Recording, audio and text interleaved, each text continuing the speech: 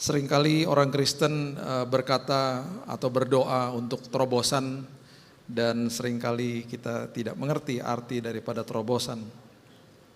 Kita mau belajar apa yang Alkitab katakan karena ketika kita berdoa biasanya Tuhan saya mau ngalami breakthrough dalam hidup saya.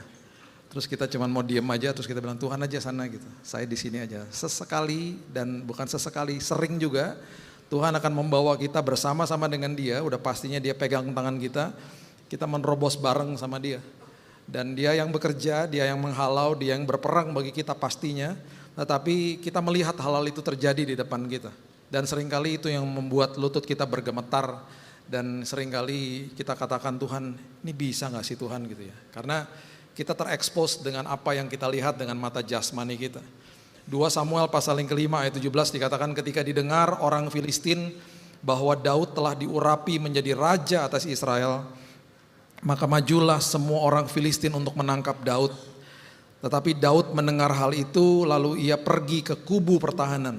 Sama seperti kita hari ini setelah kita terima Yesus sebagai juru selamat, iblis tidak akan tinggal diam. Dia akan maju, dia akan mulai menyerang dan memang satu-satunya akses yang dia punya itu hanya, sekali lagi saya katakan hanya ke dalam pikiran manusia. Jadi kalau pikiran kita tidak diisi dengan kebenaran firman, gampang dan mudah sekali untuk manusia akhirnya takut, khawatir dan bahkan kecewa sama Tuhan, gampang kepahitan dan lain sebagainya. Semuanya adalah dimulai dari pikiran. Pikiran adalah the battlefield, adalah medan pertempuran yang terjadi setiap hari. Bayangkan setiap hari kita ini mengalami pertempuran di dalam sini. Antara manusia lama dengan manusia baru saya misalnya. Antara daging sama roh. Antara jalan yang benar dengan jalan yang mudah misalnya. Jalan yang mudah, ya udahlah cara dunia lebih mudah mungkin secara perspektif kita.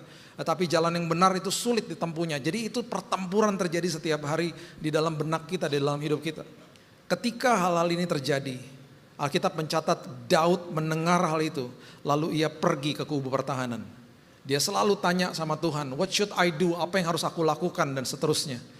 Ketika orang Filistin itu datang ayat 18, dan memencar di lembah Refaim, ini adalah gambaran bahwa Daud dikepung.